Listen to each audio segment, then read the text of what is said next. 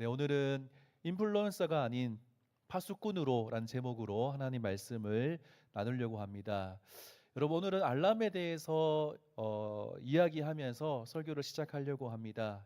아침에 일어나기 위해서 대부분 보통 다 알람을 맞추시죠. 맞추고 이렇게 일정을 시작하지 않습니까?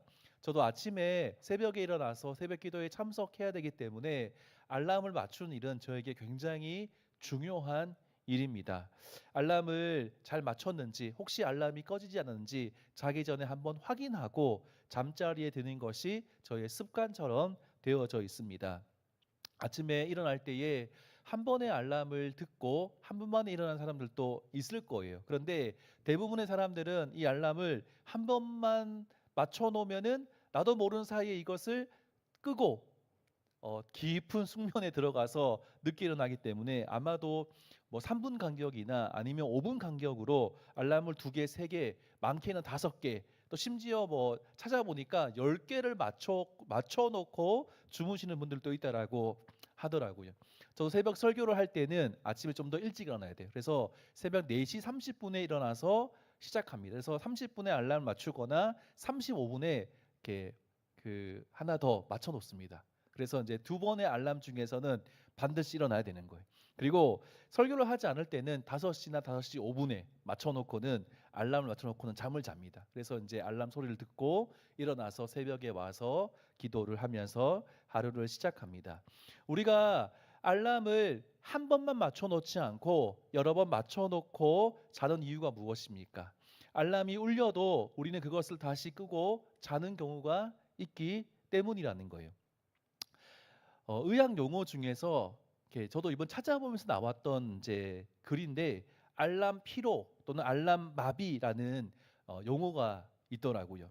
알람 소리를 너무나 자주 익숙하게 들으면 뇌가 무감각해져서 정말 진짜 위급한 경고음이 울려도 몸이 반응하지 않는 현상을 가리켜서 알람 마비, 알람 피로 이렇게 이야기한다라고 합니다. 오늘날 청년의 삶들도 비슷하다라고 생각합니다. 세상의 온갖 소음과 자극적인 알람 속에서 살아가다 보니까 정말 들어야 될 영적인 경고음에는 너무나 무감각해져 있는 모습이 혹시 우리의 모습은 아닙니까? 이러다가 정말 죽겠다, 이러다가 영적으로 정말 죽을 수 있다라는 경고음이 울려도 아침에 알람 소리를 듣고도 계속 미루는 것처럼 그렇게 미루고 있는 모습이 우리에게 있지 않습니까? 오늘 하나님은 영적인 알람 마비에 걸린 이 시대를 향해서 잠들지 않고 깨어서 경고를 울릴 한 사람의 파수꾼을 찾고 계시다는 겁니다. 오늘 본문에 나와 있는 사람이 누구입니까? 그 사람이 에스겔이었다라고 하는 겁니다. 하나님은 지금 이 시대에도 과거의 에스겔을 찾아내셔서 알람으로 파수꾼으로 사용하신 하나님께서 지금 이 시대에도 동일하게 사람을 찾고 계시다는 겁니다. 하나님의 마음을 깊이 알고 하나님을 위해서 파수꾼의 사명을 다할 사람을 찾고 계시는데 우리가 그 부름 앞에 우리 찬양했던 것처럼 주님 우리를 사용해 주십시오라고 기도하며 고백하는 시간이 되길 소망합니다. 본문 속으로 좀 들어가기를 원합니다. 에스겔은 사독 계열의 제사장 가문에서 태어났습니다. 요시야 왕 시절에 되게 영적으로 각성하고 부흥했었는데 요시야 왕 시절에 요시야 왕이 하나님 앞에서 정말 신실한 왕이었어요. 그래서 성전을 수리했습니다. 그 말은 뭐냐면 성전에 많은 우상들이 있었고 요시야 왕 전에 하나님을 등지고 우상 숭배했던 일이 있었습니다. 그래서 성전을 다시 한 번 더 수리하고 회복하기 위해서 성전을 수리하는 중에 발견된 책이 있었는데 그 책이 바로 율법책이었다라고 합니다. 많은 사람들은 학자들은 아마 신명기가 아닐까라고 추정합니다. 어쨌든 그 율법책이 발견되고 난 다음에 이 율법책이 제 책을 왕이 듣고 백성이 듣고 자기들의 삶이 얼마나 무너져 있는지 하나님 말씀과 동떨어져서 얼마나 죄악된 삶을 살았는지 알게 됐고 그러고 난 다음에 가슴을 치며 땅을 치며 옷을 찢으며 하나님 앞에 회개 운동을 하기 시작했는데 그때 종교 개혁이 일어났던 거예요. 이때에 제사장 수업을 받고 있던 사람이 바로 에스겔이었다라고 하는 겁니다. 그런데 그 에스겔이 시간이 지나서 25살이 되었을 때 그때는 BC 597년 바벨론이 예루살렘을 공격해 왔을 때 단 한 번의 공격으로 예루살렘이 패망한 것이 아니에요. 여러 번 기회를 줍니다. 1차 침공, 2차 침공, 3차 침공, 3차 침공이 되었을 때에 이스라엘이 남유다가 완전히 멸망하게 되는데 2차 침공이었던 597년에 그때 에스겔 나이가 25살이었다라고 하는 겁니다. 예레미야의 충고를 듣지 않고 친애굽 정책을 펼쳤던 남유다는 바벨론의 공격에 무너지게 됐고 이때에 에스겔을 포함해서 수많은 사람, 한 10,000명 정도의 사람들이 포로로 잡혀가게 되었다라고 하는 거예요. 그러고 난 다음에 시간이 5년이 지났습니다. 에스겔이 597년에 포로로 붙잡혀 가게 되었고 그러고 난 다음에 5년의 시간이 지나고 난 다음에 그때에 에스겔은 그발 강가에서 놀라운 환상을 보게 되었다는 겁니다. 그때부터 그 환상을 통해서 하나님께 부름을 받게 됐고 선지자로서의 사명을 감당하게 되었다라고 하는 겁니다. 포로로 잡혀있던 에스겔은 누구에게 하나님 말씀을 전했겠습니까? 함께 포로로 잡혀가지고 당시에 큰 운하 공사가 있었어요. 그러니까 큰 공사가 있었는데 그 공사를 하던 심한 노동을 하던 자기 민족에게 하나님 말씀을 선포했던 겁니다. 아직 586년이 되지 않았기 때문에 3차 침공 전이었기 때문에 하나님께서 여전히 기회를 주셨고 다시 회개하고 돌이켜야 된다라고 하나님 말씀을 선포했고 그 사역을 22년 동안이나 하게 되었던 거예요. 30살에 부름받아서 52세까지 그 사명을 감당했던 사람이 에스겔이었던 거예요. 에스겔은 우리가 1장 말씀, 2장 말씀을 통해서 보면 어떤 말씀이 있냐면 네 개의 얼굴을 가진 생물들의 환상을 보게 됩니다. 예언이 적힌 두루마리를 하나님께서 먹으라고 말씀하셨을 때 그것을 먹게 되는 일을 하게 되었다라고 하는 거예요. 하나님은 유대 민족에 대한 에스겔의 역할이 오늘 말씀을 보니까 파수꾼이다라고 말씀하고 있어요. 모두가 잠자고 있을 그때에도 깨어서 적의 공격을 대비해야 되는 파수꾼처럼 에스겔은 악인과 의인 모두에게 하나님의 심판을 경고해야 되는 사명을 부여받았다는 겁니다. 그리고 난 다음에 에스겔은 들판에 나가서 하나님 영광을 마주한 뒤에 정말 쓰러지는 거예요. 그리고 난 다음에 하나님의 명령대로 집에 돌아가서 집에서 문을 닫고 거하게 되었던 것이 오늘 말씀이에요. 에스겔은 말 못하는 자로 있다가 하나님께서 말씀을 주실 때에만 그 말을 할 수 있는 사람으로 사역했다라고 하는 것이 오늘 말씀이에요. 이 시대에도 하나님은 우리를 영적인 파수꾼으로 부르고 계시는데 오늘 말씀을 살펴보면서 에스겔이 어떤 역할을 했는지, 에스겔이 어떤 마음으로 사역했는지, 에스겔이 어떻게 사역했는지 살펴보면서 하나님께서 우리를 모두가 다 영적인 파수꾼으로 부르시는데 그 부름 앞에 주님 제가 여기 있습니다. 주님 우리를 사용해 주십시오라고 기도하고 다짐하는 그런 시간 되길 소망합니다. 첫 번째로 영적인 파수꾼은 어떤 사람이냐면은 깨어서 깨우는 자라고 말씀하고 있어요. 영적인 파수꾼은 어떤 사람이라고 말씀하고 있냐면 깨어 있으면서 깨우는 자가 영적인 파수꾼이다라고 말씀하고 있는 겁니다. 그냥 단순히 깨우는 자가 아니라 파수꾼은 잠들면 안 돼요. 자지 않고 깨어 있으면서 다른 사람을 깨우는 자가 영적인 파수꾼이라고 하는 겁니다. 17절 말씀 같이 읽겠습니다. 17절 말씀 같이 읽겠습니다. 시작. 인자야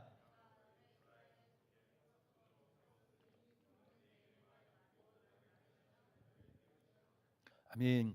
대개 파수꾼은 성읍과 성 밖에 사는 사람들의 안위를 위해서 성벽의 망대 높은 곳 또는 산 위의 높은 곳에 서서 파수하는 사람이 파수꾼입니다. 파수는 사주 경계하는 행동을 말합니다. 사주 경계를 하는데 저기 멀리서 적군이 나타나면은 어떻게 되냐면 재빨리 나팔을 불어서 성 밖의 주민들은 안으로 불러들이는 거예요. 당시에 농사 짓기 위해서 성곽 밖에서 농사를 지을 수 있는데 그 사람들이 빨리 성 안으로 들어와서 피할 수 있도록 나팔을 불어댑니다. 그리고 성 안에 있는 백성들과 군인들에게는 지금 적의 공격이 곧 시작될 거기 때문에 그것을 대비하라고 경고하는 역할을 하는 사람이 파수꾼이었습니다. 파수꾼은 성읍 주민들의 생명을 책임지는 막중한 사명을 맡은 사람이었습니다. 파수꾼이 나팔을 불지 않아서 파수꾼이 사주 경계하면서 저기를 봐야 보면서 적군이 오는지 봐야 되는데 보지 못해가지고 잠깐 잠들어가지고 보지 못해서 나팔을 불지 못한다면 그 성은 순식간에 적에게 패배할 수밖에 없는 거예요. 대비할 수 없기 때문에 그 책임은 누구에게 있는 겁니까? 파수꾼에게 있는 겁니다. 아무리 강한 군대가 있다 하더라도 그것을 알리지 못해서 대비하지 못한다면 적에게 패배할 수밖에 없는 거예요. 그래서 그 책임이 누구에게 있냐면 파수꾼에게 있는 겁니다. 굉장히 중요한 역할이 파수꾼의 역할이었습니다. 그래서 파수꾼은 밤새 경계를 서는 경우가 대부분이었습니다. 굉장히 힘든 일이었다라고 합니다. 적군이 밤에 몰래 공격하는 일들이 있었겠습니까? 없었겠습니까? 있었습니다. 그렇기 때문에 혹시 밤중에 적군이 온다면 그것을 빨리 알려야 되기 때문에 파수꾼은 절대 잠이 안 드는 거예요. 그래서 굉장히 힘든 시간들을 보내는 거예요. 형제님들 군대에서 근무 서봤습니까? 밤에 서보셨어요? 우리 몇 분들이 미소를 다 짓고 있는데 밤에 근무를 설 때 뭐 8시간씩 서진 않잖아요. 맞죠? 시간을 정해서 서는데 그 2시간, 3시간 또 서는 것이 힘듭니까? 어렵습니까? 어렵지 않습니까? 저도 이제 전 취사병이어서 공군 취사병이어서 공군은 야간 근무 안 서죠. 예. 공군이 무시당할 수 있기 때문에 조심하라 했는데 아무튼 어쨌든 저는 이제 경계 근무를 훈련소에서 썼어요. 훈련소에서 2시간 정도 섰던 기억이 있는데 그 2시간도 굉장히 지루하더라고요. 왜냐하면 뭐 할 수 있는 게 없어요. 그리고 이렇게 깜깜한데 이렇게 뭔가를 보고 있어야 되기 때문에 쉽지 않은 시간이었습니다. 야간 경계 근무를 서게 되면은 굉장히 힘들어요. 당시에 파수꾼도 그랬다는 겁니다. 파수꾼은 이렇게 하룻밤 이렇게 하루 종일 이제 밤새 이게 밤을 지켜야 되는 상황이었거든요. 그래서 당시에 이 파수꾼이 얼마나 힘든지가 기록되어 있는 말씀이 시편 130편 6절 말씀에 기록되어 있어요. 우리 한번 읽어볼까요? 같이 읽겠습니다. 시작. 파수꾼이 아침을 기다림보다 내 영혼이 주를 더 기다리나니 참으로 파수꾼이 아침을 기다림보다 더하도다. 아멘. 이 말씀 어떤 말씀이냐면 주님을 기다리는 마음을 표현하면서 파수꾼이 아침을 간절히 기다리는 것 그것보다 내 마음이 더 간절하다. 그러니까 그 기준이 되는 것이 파수꾼이 정말 아침이 되기를 간절히 기다리거든요. 그것을 비교할 정도로 파수꾼은 밤새 근무를 하면서 아침이 오기를 기다린다. 그것이 너무나 힘든 시간이기 때문이라는 거예요. 하나님은 에스겔을 이렇게 힘든 영적 파수꾼으로 에스겔을 부르셨다라고 말씀하는 거예요. 본문에서 하나님은 에스겔에게 영적인 파수꾼 역할을 맡기면서 악인과 의인 모두에게 경고의 메시지를 선포하라고 말씀합니다. 만약 에스겔이 임박한 심판을 전하지 않아서 악인이 회개할 기회를 얻지 못하고 죽음을 맞이하게 된다면 에스겔에게 그 책임을 묻겠다라고 말씀하는 거예요. 에스겔이 심판에 대해 경고했어요. 했음에도 불구하고 악인이 회개하지 않아서 죽음을 맞는다면은 에스겔에게는 책임이 있습니까? 없습니까? 없는 거예요. 내가 선포했는데 회개하지 않은 건 내 책임이 아니에요. 근데 선포 자체를 하지 않으면 그 책임이 에스겔에게도 있다라고 하는 거예요. 의인들도 마찬가지입니다. 의인에게 선포해야 되는데 과거에 이 사람이 의인이었다 할지라도 지금 회개하지 않은 죄가 있을 수 있는 거예요. 그렇기 때문에 그것을 선포하지 않는다면 심판에 대해서 곧 올 거다 선포하지 않는다면 과거에 의롭게 행했더라도 지금 죄를 지은 것을 회개하지 않았기 때문에 죽을 수 있는 거예요. 그렇기 때문에 의인에게도 선포해야 되는 거예요. 그래서 회개할 수 있는 기회를 주어야 된다는 것이 에스겔의 사명이었다라고 하는 거예요. 파수꾼은 악인을 돌이켜서 의인 되게 한 사람이 아니라는 거예요. 잘 들으세요. 파수꾼이 악인을 불러서 너 빨리 회개하고 돌이켜. 그리고 이걸 막 억지로 막 의인 만드는 역할을 하는 게 아니에요. 파수꾼의 역할은 무엇입니까? 하나님의 심판을 알리는 사람이 파수꾼이라고 하는 거예요. 그렇기 때문에 파수꾼은 사역의 결과에 연연하지 않는 거예요. 사람들이 어떻게 비방하고 사람들이 어떻게 비난하더라도 그가 해야 될 일은 하나님의 심판을 선포하는 거예요. 그렇기 때문에 결과 연연하지 않고 하나님의 심판을 알리고 백성을 깨우치는 역할을 하는 것이 파수꾼이라는 겁니다. 여러분 듣고 계시죠? 여러분, 파수꾼은 어떤 사람이 잘 감당할 수 있겠습니까? 파수꾼은 어떠한 것을 잘 해야지 그 역할을 잘 감당할 수 있겠습니까?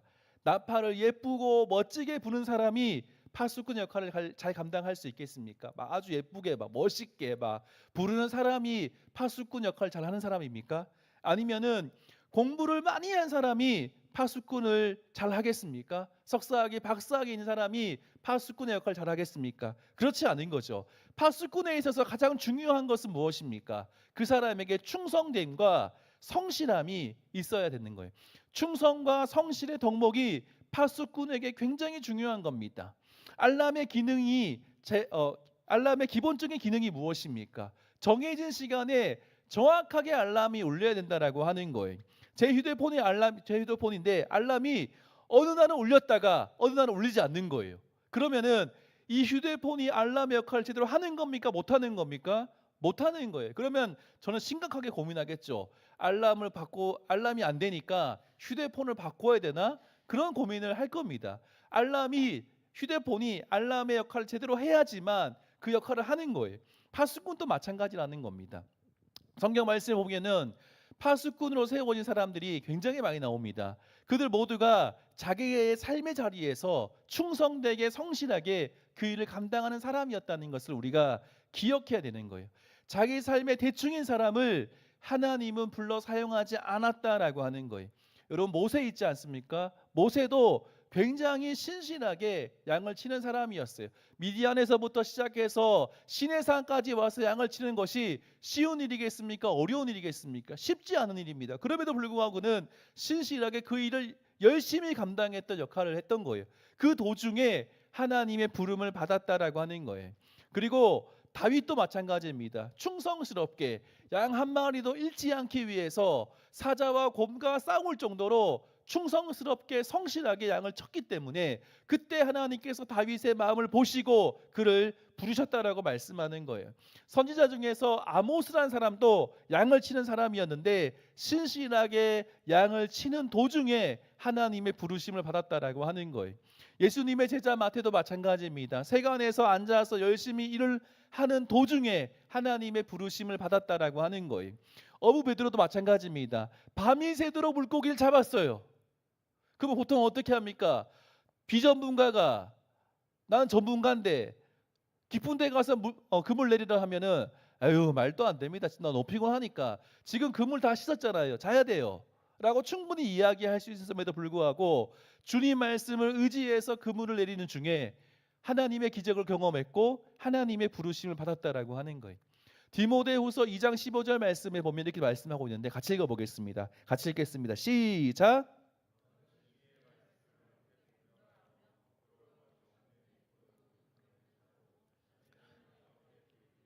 아멘. 디모데후서는 거의 바울의 유언적인 서신과도 같습니다. 가장 마지막에 쓴 서신인데 어떻게 말씀하고 있냐면은 하나님은 어떤 사람을 사용하신다라고 말씀하냐면 진리의 말씀을 옳게 분별하는 사람이라는 거예요. 그리고 부끄러울 것이 없는 일꾼으로 인정된 자, 충성된 자를 사용하신다는 겁니다. 그러면서 자신을 하나님 앞에 충성스럽게 드리는 그 사람을 하나님은 사용하신다라고 말씀하는 거예요. 모두가 잠든 밤에 자신을 보는 사람이 한 명도 없습니다.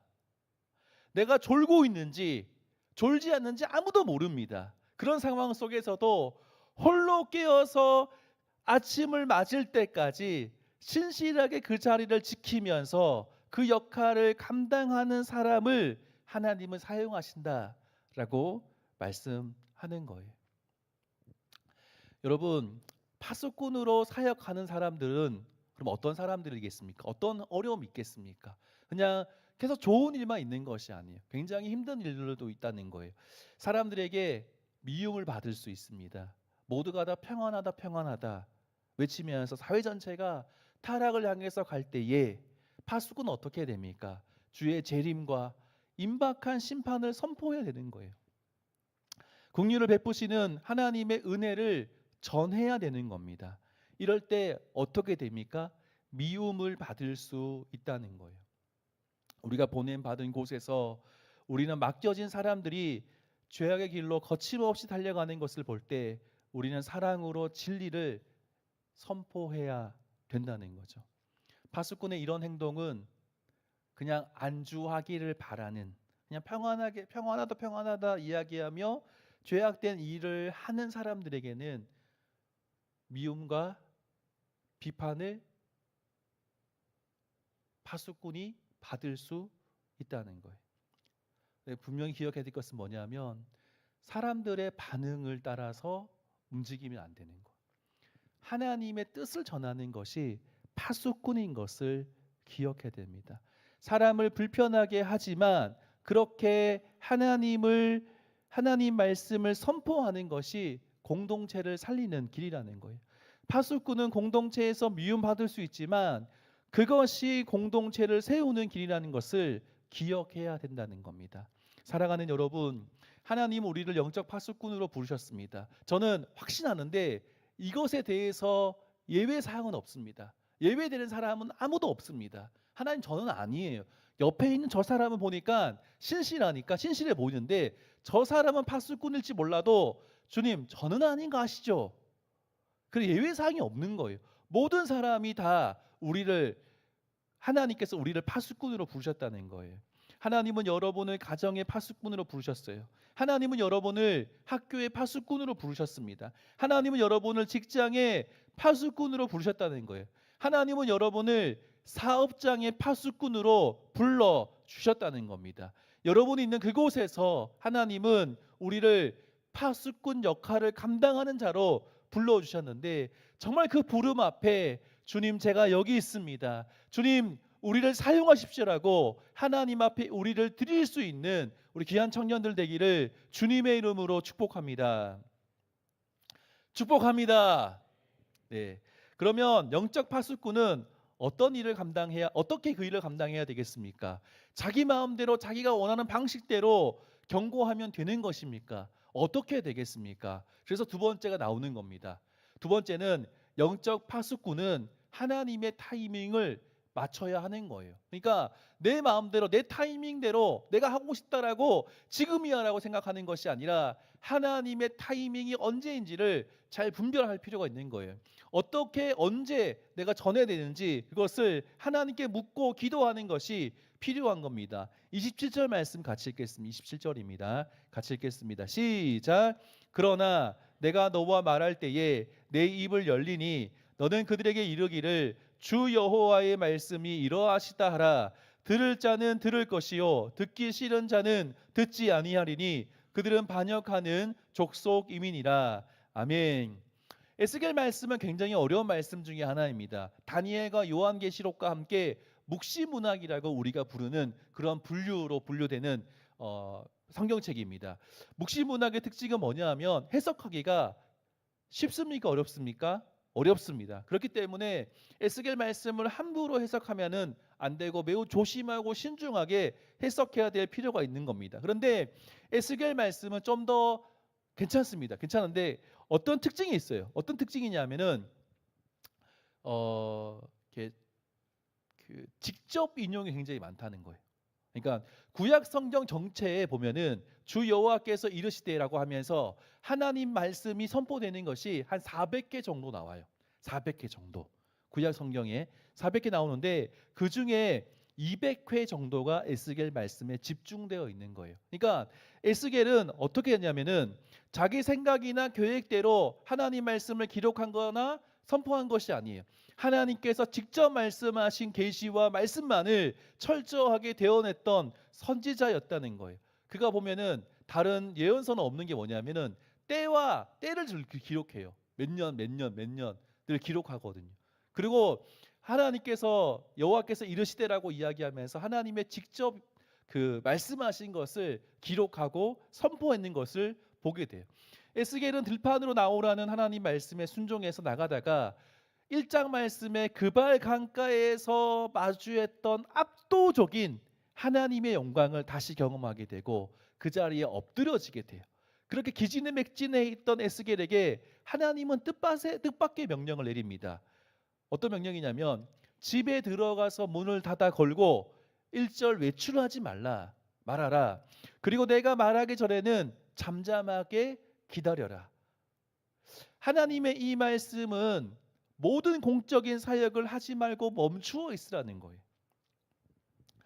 말씀을 읽으면서 좀 당황했어요. 예전에 잘 못 느꼈는데 오늘 설교를 준비하면서 말씀을 보는데 좀 당황스러운 말씀이더라고요. 왜 그런 말씀이냐면 에스겔은 바로 앞에 어떤 역할을 부름받았냐면 파수꾼의 사명을 받았어요. 그러면 어떻게 해야 됩니까? 나팔을 불어야 될 거 아닙니까? 근데 하나님께서 밖에 나가지 말라는 거예요. 집 안에 있으라는 거예요. 문을 닫아 걸고 있으라는 거예요. 그러면서 침묵하고 있으라는 거예요. 선지자로 부름 받았는데 아무 말도 하지 말고 입을 닫고 있으라는 겁니다. 좀 이해하기 힘든 말씀이었어요. 하나님, 저를 파수꾼으로 부르셨다며 지금 당장 세상으로 나가서 경고의 나팔을 불어라. 그렇게 하는 것이 맞는 거 아닙니까? 왜 골방에 가두시고 제 입을 막으십니까? 라고 이런 질문이 충분히 나올 수도 있는 거예요. 그죠? 저를 목사로 하나님 부르셨거든요. 근데 사역지를 주지 않는 거예요. 그러면서 건이가 집에 가만히 있어 라고 하면 굉장히 답답할 것 같거든요. 하나님, 이럴 거면 왜 부르셨어요? 그냥 네 마음대로 살아라. 그렇게 했으면 좋았지 않겠냐라고 좀 그런 마음이 들 수 있는 것 같아요. 근데 오늘 말씀을 묵상하고 연구하면서 우리가 영적인 중요한 원리를 제가 찾게 되었어요. 뭐냐면은 진정한 파수꾼은 아무 때나 아무렇게나 나팔을 부는 사람이 아니라는 거예요. 내 기분이 좋다고 크게 불고 내 열정이 타오른다고 해서 아무 때나 불어대는 알람은 소음일 뿐이라는 거예요. 파수꾼은 오직 하나님이 원하시는 그 타이밍에 하나님이 주시는 그 메시지만을 정확하게 전해야 된다라고 하는 거예요. 내 생각이나 내 감정을 필터 없이 덧붙여서는 안 된다는 것을 말하는 거예요. 여러분, 우리의 신앙 생활과 사역을 한번 돌이켜 봤으면 좋겠습니다. 돌아봤으면 좋겠습니다. 우리는 가끔 하나님 뜻보다 내 의욕과 내 열심이 앞설 때가 많지 않습니까? 내가 이 정도 준비했으니까 당장 결과를 보면 좋겠다. 내 계획이 이렇게 선하고 완벽하니까 하나님도 지금 도와주시면 좋겠다라고 생각하면서 그렇게 반응하는 모습이 우리의 모습 아닙니까? 조급함 때문이나 우리가 서두르는 마음 때문에 하나님의 신호등은 지금 빨간 불임에도 불구하고 엑셀을 밟다가 영적으로 탈진하거나 공동체의 상처를 주는 모습이 우리의 모습은 아닌지 좀 돌아보았으면 좋겠습니다. 그래서 필요한 것이 뭔지 아세요? 그래서 우리에게 필요한 것이 뭐냐면 성령 충만을 간구해야 되는 겁니다. 성령 충만이 필요한 겁니다.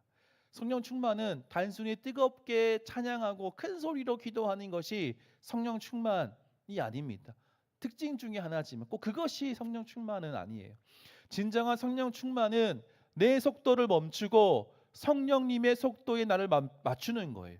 내 입을 열라 하실 때 담대히 열고 멈추라 하실 때 내 열정이 정말 가득하더라도 조용히 기다릴 줄 아는 영적 브레이크가 있는 것이 성령 충만이라고 하는 거예요. 제가 우연히 김동호 목사님의 유튜브 영상을 보다가 이렇게 말씀하시더라고요.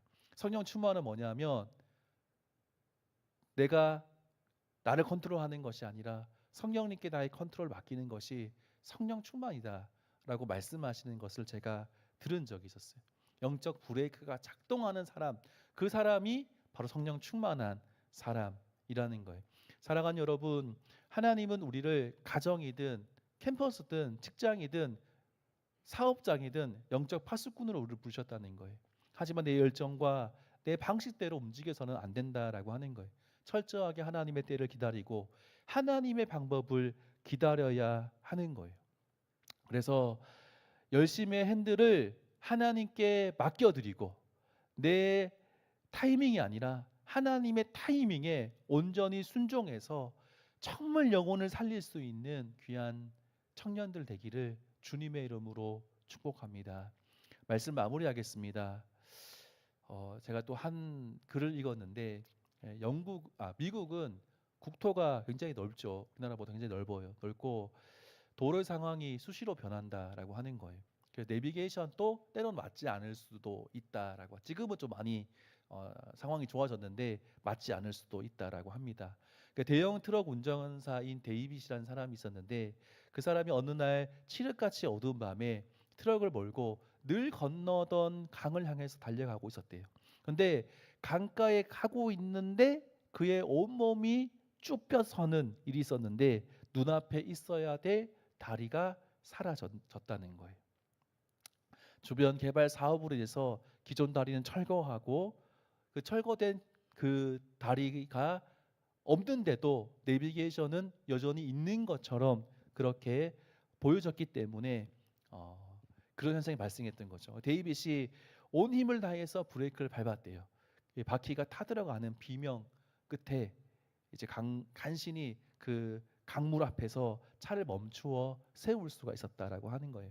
그렇게 안도의 한숨을 내쉬며 가슴을 쓸어내리고 있을 그때에 저기 뒤에서 또 다른 트럭이 달려오고 있는 것을 발견했대요.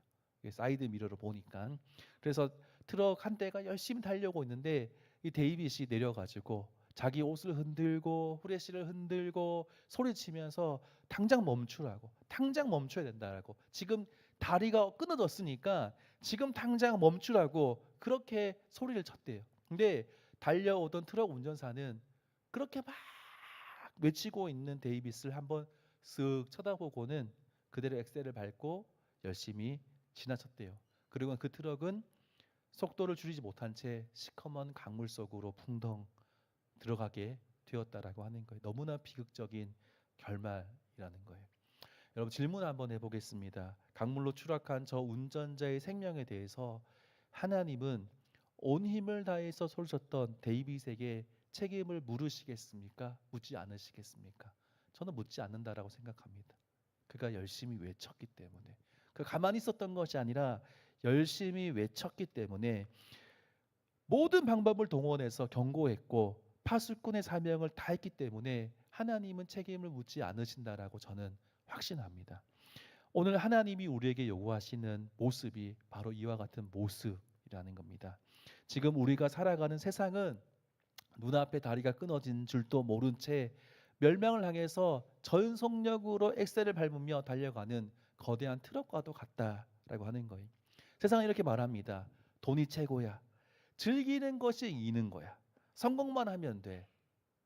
또 이렇게 말합니다. 평안하다, 안전하다. 아무런 문제가 없다. 그렇게 세상 문화라는 내비게이션을 맹신하면서 죽음의 강물로 돌진하는 친구들과 직장 동료들과 가족들이 우리 눈앞에 있지 않습니까? 세상은 여전히 진리를 말하는 사람들 향해서 너 고지식해, 너나 잘해 라고 말할지 모릅니다. 꼰대라고 비웃을 수도 있습니다. 그러나 진짜 파수꾼은 어떻습니까? 세상의 반응에 흔들리지 않는 사람이 진짜 파수꾼이라는 거예요. 세상에 듣든지 듣지 않든지 다리가 끊어졌다라고 그 길은 죽는 길이라고 생명의 나팔을 부는 사람들이 진짜 파수꾼이라고 하는 거예요. 여러분 우리가 서 있는 캠퍼스나 우리가 서 있는 직장이나 정말 눈물의 기도의 제단을 쌓는 가정이든 영적 파수꾼의 거룩한 깃발을 힘차게 흔들 수 있는 청년들 되었으면 정말 좋겠습니다. 성령님이 주시는 권능을 힘입어서 생명의 나팔을 당당하게 불어서 세상을 깨울 수 있는 청년들 되었으면 좋겠습니다.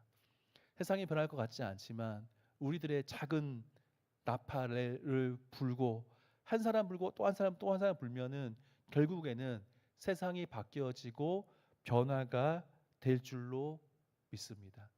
내 열심이 아니라 주님 주시는 그 능력으로 그를 감당할 수 있도록 그렇게 주님 앞에서 주님 제가 여기 있습니다. 주님 저를 사용해 주십시오. 우리를 사용해 주십시오라고 기도하는 이 시간 되기를 주님의 이름으로 선포합니다.